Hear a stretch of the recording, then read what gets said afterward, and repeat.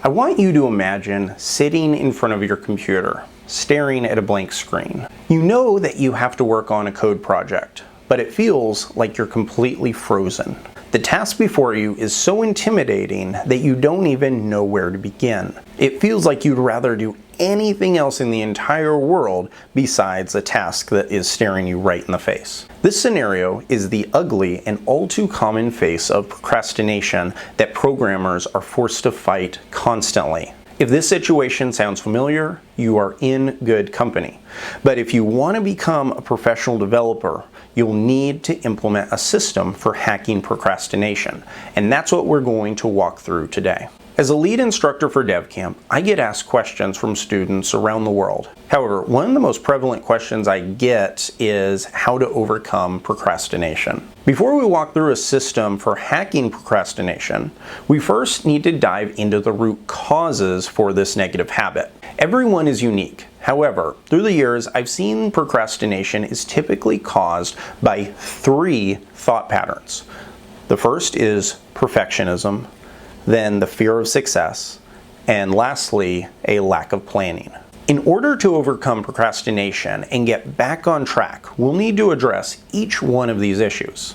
Because if you let any of these mindsets control the way that your mind operates, you're never going to be able to reach your potential. I called this lecture Hacking Procrastination because I think that hacking is the most appropriate term for what needs to happen in order to achieve success. Developers hack applications in order to build features or to fix bugs. And in the same way, we need to hack our thought patterns so that our brain functions properly. Before we go through the system, I want to make one concept clear. As humans, we are made for action.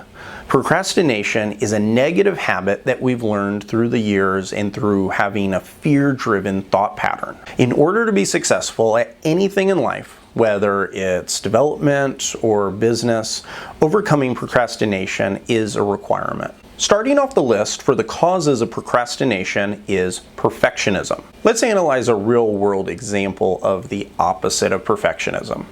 Have you ever watched a baby trying to stand up for the first time? Babies who haven't learned that failure is a bad thing will spend countless hours trying to stand up. Each time they'll fall down and it doesn't seem to really faze them in the slightest. But you won't find a baby that lets perfectionism get in the way of achieving their goal.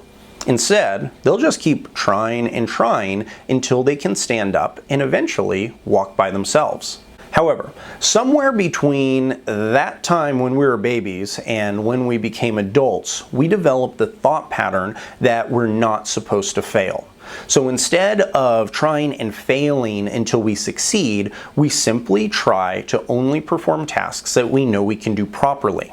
In order to get rid of the perfectionistic type of mindset, we have to remove the component in our brain that is afraid of failing. If you're a developer learning how to build a feature that you've never created before, let me clear something up for you. You're going to do it wrong the first time.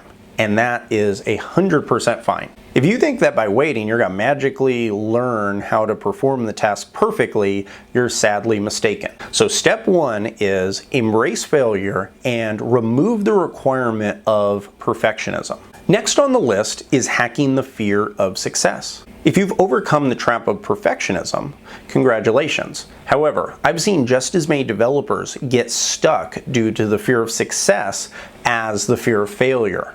This concept may seem a little odd because success doesn't seem like something that you should be scared of. However, I remember back when I was first learning development.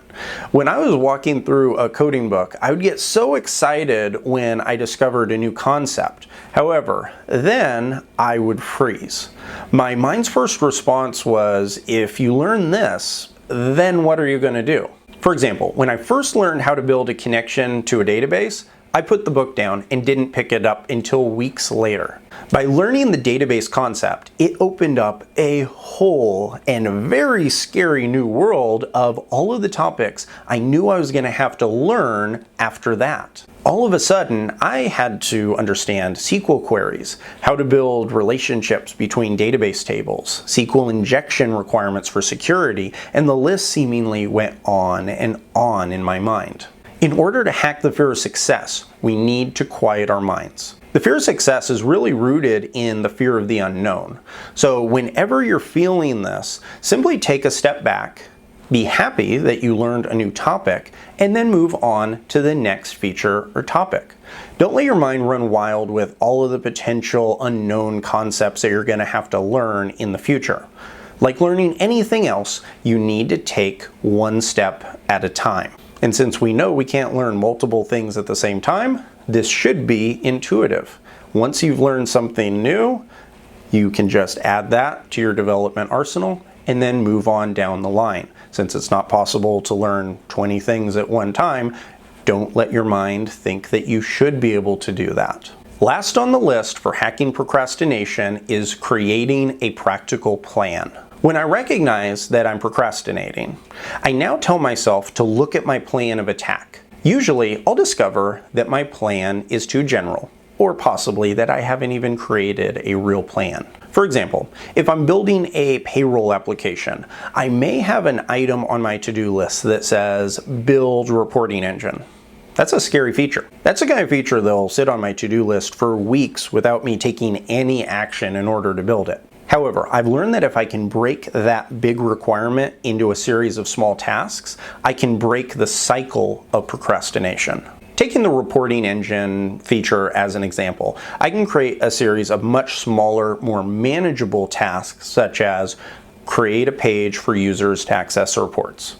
Then implement a database query for pulling the reports from the database. Build a file downloader for the reports, and on and on. But you notice how much smaller each one of those items are? Those are the types of features I'm not scared to build, but the reporting engine, because it's so vague and because it's such a mission critical part of the application, that's something that would be intimidating to look at day in and day out if you haven't broken down all of the things you need to do in order to build it. When I break a large and scary feature down into small pieces, I instantly feel better. The feature is no longer this giant thing looking over my shoulder that I feel like I have to push off until tomorrow again and again. Instead, I'm able to simply follow a set of very small tasks each day, and then when I look up, the entire feature has been built. I hope that this has been a helpful guide for helping you to break the cycle of procrastination in your own projects, and that you'll be able to use it to become a more effective developer. I'll leave you with a quote from the book, The 5 Elements of Effective Thinking. It says, "Being willing to fail is a liberating attribute of transformative thinking." So put yourself out there, create a practical plan, and stop procrastinating and start coding.